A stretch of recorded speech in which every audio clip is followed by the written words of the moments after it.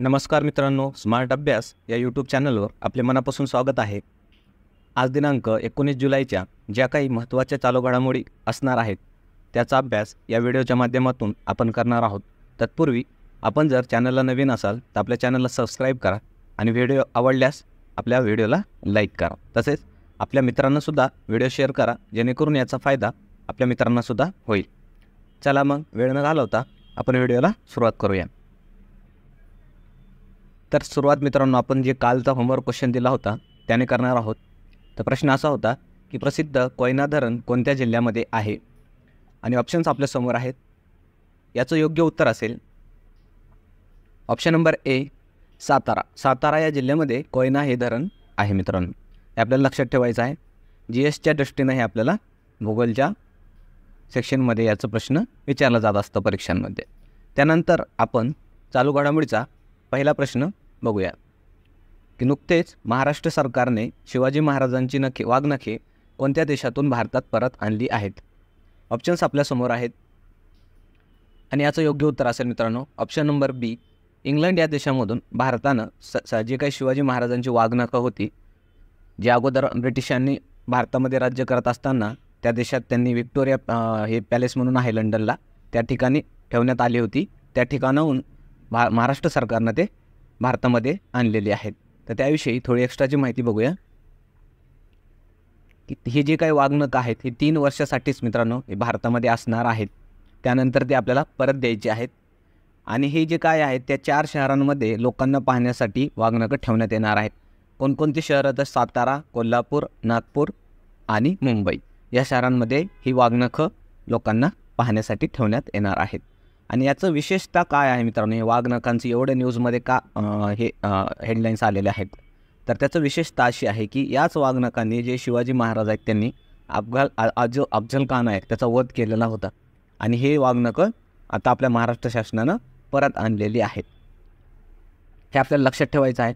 हे आपल्या एक्झामच्या दृष्टीनं महत्त्वाची गोष्ट आहे मित्रांनो आणि महाराष्ट्राच्या दृष्टीनं ही घडामोड असल्यामुळं ते आपल्याला लक्षात ठेवणं अनिवार्य आहे।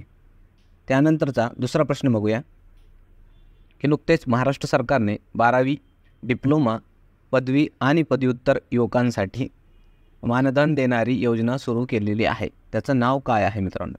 ऑप्शन्स आपल्या समोर आहेत आणि याचं योग्य उत्तर असेल ऑप्शन नंबर बी लाडका भाऊ योजना। तर नुकतंच जे काही महाराष्ट्र सरकार आहे त्यानं 12वी पास असतील, डिप्लोमा ज्यांचं झालं आहे किंवा पदवी किंवा ज्यांची PG झालेली आहे ती जे पास आहेत त्यांच्यासाठी काही रक्कम देणार आहे गव्हर्नमेंट। ती योजना जी काय आहे त्याचं नाव काय आहे? लाडका भाऊ योजना। तर त्याविषयी थोडीशी माहिती बघूया। महाराष्ट्र शासनानं मुख्यमंत्री युवा कार्य प्रशिक्षण योजना लागू केलेली आहे। या योजनेअंतर्गत जे सुशिक्षित असे तरुण आहेत त्यांना या योजनेमार्फत प्रशिक्षण दिले जाणार आहेत आणि जे काही पात्र उमेदवार ठरणार आहेत त्याला 6 महिन्याचं ट्रेनिंग दिलं जाणार आहे। तसंच त्यांना विद्यावेतन म्हणून मानधन किती मिळणार आहे? तर 12वी पास ज्यांचे झालेले आहेत त्यांना 6,000 रुपये महिन्याला मिळणार आहेत। ज्यांचा डिप्लोमा झाला आहे अशांना 8,000 रुपये, ज्यांची पदवी किंवा पोस्ट ग्रॅज्युएशन झालेलं असेल त्यांना महिन्याला 10,000 रुपये महाराष्ट्र सरकार देण्याची त्यांनी घोषणा केलेली आहे। तसेच मित्रांनो जे काही महाराष्ट्रामधील महिला आहेत त्यांच्यासाठी महाराष्ट्र सरकारने नुकतेच आत्ता मुख्यमंत्री लाडकी बहीण योजनासुद्धा सुरू केलेली आहे, ते पण आपल्याला लक्षात ठेवायचं आहे। आणि त्याच्यात महाराष्ट्र सरकार रक्कम किती देणार आहे महिलांना? तर 1,500 रुपये प्रतिमाह, हे आपल्याला ते पण लक्षात ठेवायचं आहे। हे लाडका भाऊ योजना कोणासाठी आहेत? तर जे काही युवक आहेत जे पदव्युत्तर, डिप्लोमा वगैरे त्यांच्यासाठी, आणि जे काही महिला आहेत पण विवाहित महिला त्यांच्यासाठी लाडकी बहीण योजना आहे, त्याच्यासाठी 1,500 मानधन। हे आपल्याला दोन्ही योजना लक्षात ठेवायच्या आहेत। त्यानंतरचा प्रश्न असेल की CSIR च्या प्रमुख म्हणून कोणाची पुनर्नेमणूक करण्यात आलेली आहे? ऑप्शन्स आपल्यासमोर असतील आणि याचं योग्य उत्तर असेल ऑप्शन नंबर सी नल्लाथंबी कलाईसेल्वी। या ज्या काही आहेत त्या CSIRच्या त्यांची प्रमुख म्हणून परत एकदा पुनर्नेमणूक करण्यात आलेली आहे। त्यांच्याविषयी थोडी माहिती बघूया। हे CSIRचं लॉंग फॉर्म आपल्याला लक्षात माहीत पाहिजे की लॉंग फॉर्म काय आहे? Council of science and industrial research. तसेच ज्या काही इतर महत्त्वाच्या महिलांच्या नियुक्त्या झाल्यात वेगवेगळ्या क्षेत्रामध्ये ते आपल्याला लक्षात ठेवायचं आहे यासोबतच। जसं की सुजाता सौनिक ज्या आहेत त्या महाराष्ट्राच्या मुख्य सचिव झालेल्या आहेत आणि या महाराष्ट्राच्या इतिहासामध्ये असं पहिल्यांदाच झालं आहे एक महिला महाराष्ट्राची मुख्य सचिवपदी नियुक्ती करण्यात आलेली आहे. तसेच रश्मी शुक्लासुद्धा महाराष्ट्राच्या पोलीस महासंचालक बनलेल्या आहेत आणि या पण महाराष्ट्राच्या पहिल्या महिला पोलीस महासंचालक बनलेल्या आहेत. त्यानंतर नईमा खातून असतील जे की अलीगढ मुस्लिम युनिव्हर्सिटी आहे मित्रांनो, त्याच्या पहिल्या महिला कुलगुरू म्हणून त्यांची नियुक्ती करण्यात आलेली आहे. तसेच आलिया नीलम ही आता पाकिस्तानची न्यूज आहे की पाकिस्तानची पहिली महिला न्यायाधीश म्हणून आलिया नीलम यांची नियुक्ती झालेली आहे. हे पण आपल्यासाठी स्टार करून ठेवायचं आहे मित्रांनो, आंतरराष्ट्रीय घडामोड आलिया नीलम. आणि ते कोणत्या न्यायालयाची न्यायाधीश बनलेले आहेत तर जे काही लाहोर उच्च न्यायालय आहे पाकिस्तानमधलं त्या ठिकाणी त्या न्यायाधीश बनलेले आहेत आणि पाकिस्तानची पहिली महिला न्यायाधीश आहे म्हणून ते महत्त्वाचं आहे आपल्यासाठी. हे आपल्या सर्व महिलांच्या नियुक्त्या पहिल्यांदाच घडलेल्या आहेत इतिहासात म्हणून त्या लक्षात ठेवायचं आहे. त्यानंतरचा पुढचा प्रश्न बघूया की नुकतेच केंद्रीय शिक्षण मंत्रालयाने UGCच्या सहाय्याने कोणत्या योजनेचा शुभारंभ केलेला आहे. UGC अर्थात मित्रांनो युनिव्हर्सिटी ग्रँट कमिशन आणि केंद्रीय शिक्षण मंत्रालय या दोघांनी मिळून एक योजनेचा प्रारंभ केलेला आहे. त्याचं नाव काय आहे? ऑप्शन्स आपल्यासमोर असतील आणि याचं योग्य उत्तर असेल ऑप्शन नंबर सी अस्मिता योजना. योजनेचं नाव काय असेल? अस्मिता योजना. त्याविषयी माहिती बघूया. ही जी काही अस्मिता योजना आहे याचा नेमका उद्देश काय आहे ते आपल्याला लक्षात ठेवायचं आहे की जे काही पुढचे जे 5 वर्ष आहेत त्या 5 वर्षामध्ये भारतीय भाषांमध्ये 22,000 पुस्तकं विकसित करणे, तसेच भारतीय भाषांमध्ये शैक्षणिक संसाधने उपलब्ध व्हावेत यासाठी प्रयत्न याद्वारे केला जाणार आहे. हे 2 उद्दिष्ट आपल्याला लक्षात ठेवायचं आहे. अस्मिता योजना, कन्फ्यूज व्हायचं नाही. त्यानंतर पुढचा प्रश्न बघायचा आहे की भारताचे नवीन परराष्ट्र सचिव म्हणून कोणाची नियुक्ती करण्यात आलेली आहे. ऑप्शन्स आपल्यासमोर असतील आणि याचं योग्य उत्तर असेल ऑप्शन नंबर ए विक्रम मिस्त्री. विक्रम मिस्त्री हे भारताचे नवीन परराष्ट्र सचिव म्हणून नियुक्त करण्यात आलेलं आहे त्यांना. हे आपल्याला लक्षात ठेवायचं आहे. त्यानंतर मित्रांनो इतर पण ज्या काही महत्त्वाच्या नियुक्त्या झालेल्या आहेत त्या पण आपल्याला लक्षात ठेवायचं आहे आणि हे प्रत्येक व्हिडिओमध्ये आपण घेत असतो. याचं कारण असंच आहे मित्रांनो की रिव्हिजन पर्पज. आपण जर परत रिवाईज केलं तर ते आपल्याला पक्क लक्षात राहणार आहे म्हणून हे परत आपण घेत असतो नियुक्त्या वगैरे. तर त्या दृष्टीने आपण पहिल्यांदा बघायचं आहे काय बघायचं आहे की SBIचं प्रमुख कोण आहे तर छल्ला श्रीनिवासुलू शेट्टी. त्यानंतर महाराष्ट्राचे मुख्य सचिव हे सुजाता सौनिक आहेत. महाराष्ट्राचे पोलीस महासंचालक रश्मी शुक्ला.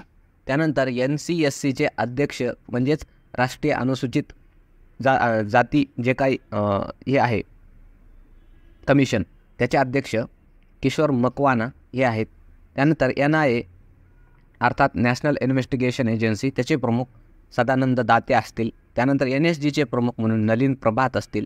ट्रायचे अध्यक्ष म्हणून अनिल कुमार लाहोटी. त्यानंतर CBSCचे अध्यक्ष म्हणून राहुल सिंग यांची नियुक्ती करण्यात आलेली आहे आणि आपले भारताचे नौदल प्रमुख म्हणून दिनेश कुमार त्रिपाठी यांची नियुक्ती करण्यात आलेली आहे. आता मित्रांनो तत्पूर्वी जर तुम्हाला व्हिडिओ आवडला असेल आणि तुम्हाला यातून काहीतरी नॉलेज कंटेंट चांगला मिळाला असेल तर आपल्या व्हिडिओला लाईक करा आणि हा व्हिडिओ शेअर करा मित्रांनो आपल्या मित्रांनासुद्धा. चला मग पुढचा प्रश्न बघूया की नुकतेच चर्चेत असणारा नासा जे अंतराळ संस्था आहे त्याचे चॅपिया प्रोजेक्ट कशाशी संबंधित आहे. तर ऑप्शन्स आपल्यासमोर असतील आणि याचं योग्य उत्तर असणार आहे मित्रांनो ऑप्शन नंबर सी मंगल ग्रह. मंगल ग्रहाशी संबंधित हे जे काही नासा आहे अंतराळ संस्था अमेरिकेची त्याचा प्रोजेक्ट आहे त्याविषयी आपण बघणार आहोत. की चॅपियाचा अगोदर लॉंग फॉर्म लक्षात ठेवायचा आहे की crew health and performance exploration analog. तर नासाचं लक्ष काय आहे की 2030पर्यंत मंगळ ग्रहावर अंतरिक्ष यात्री त्यांना पाठवायचं आहे. त्या दृष्टीने हे सगळं काही त्यांचं काम चालू आहे मित्रांनो या प्रोजेक्टवर. आणि या जे काही चॅपिया प्रोजेक्ट आहे त्याचा उद्देश काय ते आपल्याला लक्षात ठेवायचं आहे. कशासाठी हे प्रोजेक्ट त्यांनी लॉन्च केलेला आहे तर मंगळ ग्रहासारखंच वातावरण ते पृथ्वीवर तयार करणार आहेत आणि त्या ठिकाणी काही अंतरिक्ष यात्रींना ठेवलं जाणार आहे आणि बघितलं जाणार आहे की त्यांच्या आरोग्यावर नेमका काय परिणाम होत आहे याचा अभ्यास केला जाणार आहे आणि त्यानंतर मग त्या लोकांना सगळं काही अभ्यास करून त्यांना मंगळ ग्रहावर पाठवण्यात येणार आहे. त्याच्यासाठी हे जे काही चालू आहे खटाटोप ते आपल्या पृथ्वीवर ते करत आहेत या चॅपिया प्रोजेक्टद्वारे. हे लक्षात ठेवायचं आहे. तसंच आपल्या भारताचं सुद्धा एक मंगळ मिशन झालेलं आहे ते आपल्याला लक्षात ठेवायचं आहे. त्याचं नाव काय होतं मॉम म्हणायचं अर्थात शॉर्ट फॉर्ममध्ये जर बघितलं तर मार्स ऑर्बिटर मिशन अर्थात मॉम हे आपल्या भारताचं मंगळ मिशन झालेलं आहे यशस्वी मित्रांनो. 2013ला प्रक्षेपण केलं होतं आपण आणि 2014 साली त्याचं यशस्वी त्या ठिकाणी जाऊन ती मोहीम यशस्वी झालेली आहे भारताची. हे पण आपल्याला लक्षात ठेवायचं आहे. आपण मंगळ मोहीम जी आहे ते जगामध्ये सर्वात कमी खर्चामध्ये पूर्ण करून दाखवलेली आहे आपल्या इस्रो या अंतराळ संस्थेद्वारे. हे आपल्याला आपल्या देशाच्या दृष्टीने लक्षात ठेवायचं आहे. त्यानंतरचा प्रश्न बघणार आहोत की कोणत्या देशाने कोपा अमेरिका 2024चे किताब जिंकलेला आहे. ऑप्शन्स आपल्यासमोर असतील आणि याचं योग्य उत्तर असणार आहे मित्रांनो ऑप्शन नंबर बी, अर्जेंटिना. अर्जेंटिना या देशाने कोपा अमेरिका 2024चा टायटल जिंकलेला आहे आणि हे अर्जेंटिनानं 16व्या वेळेस आहे त्यांची की त्यांनी हे जेतेपद जिंकलेलं आहे. म्हणून आपल्याला हे विचारलं जाऊ शकतं परीक्षेमध्ये. त्या दृष्टीने लक्षात ठेवायचं आहे. कोपा अमेरिका म्हटलं की अर्जेंटिना या देशाने जिंकलेला आहे. त्यानंतरचा प्रश्न असेल की आंतरराष्ट्रीय नेल्सन मंडेला दिवस कधी साजरा करण्यात येतो. ऑप्शन्स आपल्यासमोर असतील आणि याचं योग्य उत्तर असणार आहे मित्रांनो ऑप्शन नंबर सी, 18 जुलै. 18 जुलै हे आंतरराष्ट्रीय नेल्सन मंडेला दिवस म्हणून साजरा करण्यात येतो. कुणाकडून? युनायटेड नेशन्सकडून. तर त्यांच्याविषयी थोडी माहिती बघणार आहोत की दक्षिण आफ्रिकेतील जे मागास गरीब लोक होते त्यांच्यासाठी त्यांनी खूप सारं काम केलेलं आहे त्यांच्या देशामध्ये. कोणी? नेल्सन मंडेला यांनी.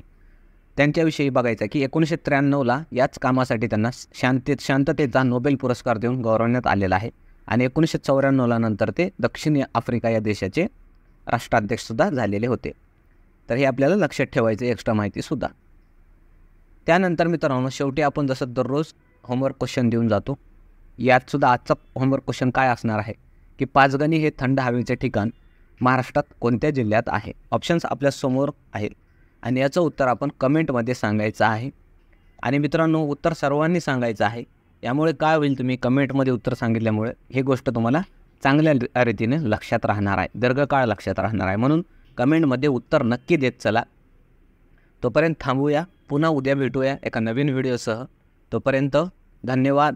व्हिडिओ जर आवडला तर लाईक करा, चॅनलला सबस्क्राईब करा आणि नोट्ससाठी आपल्या टेलिग्रामवर जाऊन तुम्ही नोट्स डाउनलोड करून घेऊ शकता.